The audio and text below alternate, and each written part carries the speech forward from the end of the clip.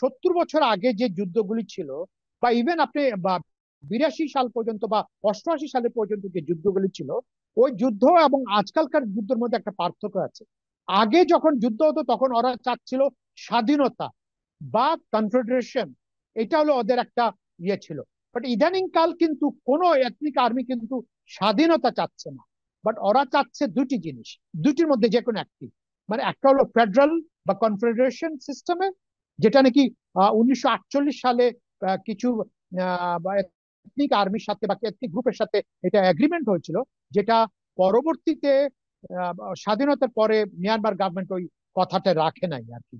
তো ওটা পরে দেখা গেল এবার যে এটা আইদার এটা চাচ্ছে কনফেডারেশন অর ফেডারেল সিস্টেমে, বা ওরা চায় যে স্পেশাল অ্যাডমিনিস্ট্রেটিভ জোন।